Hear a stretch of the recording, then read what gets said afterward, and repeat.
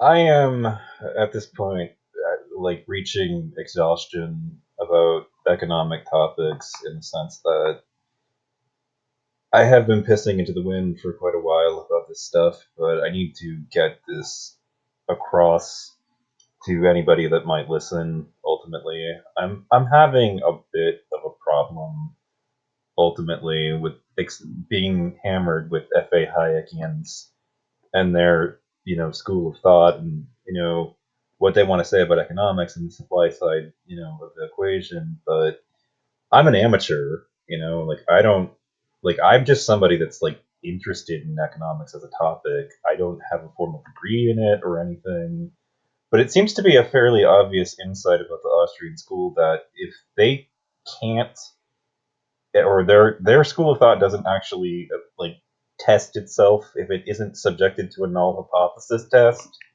If nobody puts it to a smell test, basically, if nobody bullshit tests it, nobody tries to knock it over. What is science supposed to do? What are scientists supposed to do? For the most part, what did they do? Scientists, for the most part, spend most of their time trying to disprove ideas, not prove their own ideas true.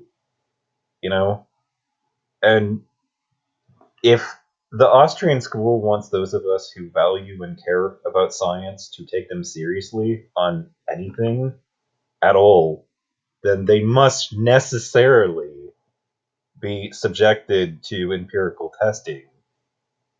They can't escape from it just because they don't want to. They don't want to consider the possibility that they could be wrong. I mean, their school of thought just basically assumes it, which isn't a valid premise at all. It's an unsound premise fundamentally. It seems to me that the whole school of Austrian economics rests upon a lot of premises that actually turn out to be unsound in the real world. One of the ways that a Hayekian actually manages to get themselves fooled when they look into Hayek's theories is to fail to understand logic at the most fundamental level, as far as logic is concerned, because logic distinguishes itself between validity and soundness. It might seem counterintuitive, but an argument can be valid without necessarily having any real meaning in in like the real world, because of the fact that one of its premises actually turns out to be completely unsound. We should only accept a conclusion if that conclusion has been reached in a way where the conclusion is both valid and sound. And I'm finding, unfortunately for the Austrians, that their theories, and they have a lot of thought experiments that I can be subjected to, and ultimately I can look at their page and I can look into it and interact with it, and I can see what's happening and how people are getting tricked by this system. I can see that their logic basically does compute into something valid, but it doesn't mean anything in real life. They have all kinds of thought experiments that are interesting and informative, but if you actually extract that informative information out to the real world, it just doesn't apply. It fundamentally falls apart. I mean, one of the things that one of my frustrations that I've found with economics as a whole is just that people think that they know more than they actually do. They think that they understand more about it than they actually do. There's a lot of delusions of grandeur about just how educated into it we as a whole society ultimately are. You know, I mean, like our whole society needs to do better on this front. Um, my biggest frustration about economics though is just these particular people, these Austrian people who have like where their whole school of thought could be fundamentally subject to reduced to government bad, and you know markets good, basically, and I don't hate the market, but I'm starting to find a lot of just like this is bullshit about the whole thing. Like you haven't, like they just take like the smell test on it is so like, how is Austrian economics any better than religion if its principles and its like its precepts are not like fundamentally tested. They're not like subjected to falsification tests. Like you have to be able to actually like test their ideas and see if they're true or false, and you have to be able to test their premises and see if those premises are true or false.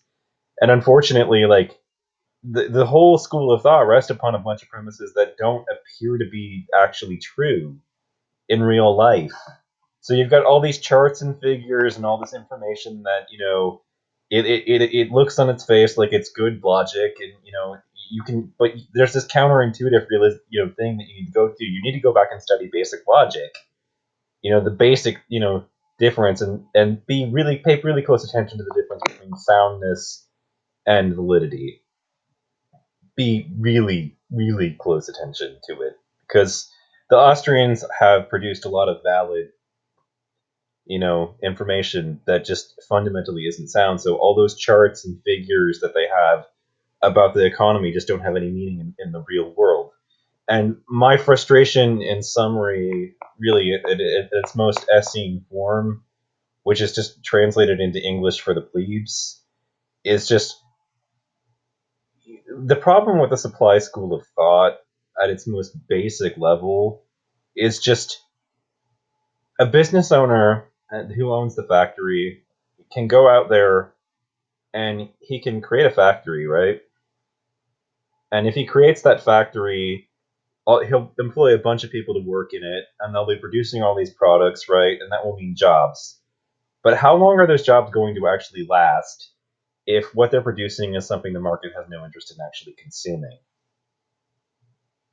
So it seems to me that from there, we must necessarily go to the place that we have falsely labeled people who are in ownership of capital goods and are capable of actually producing something, our capitalist overlords basically, as the real job creators. But at the end of the day, the ordinary consumer is the only thing that can provide all those people who work in his factory with job security.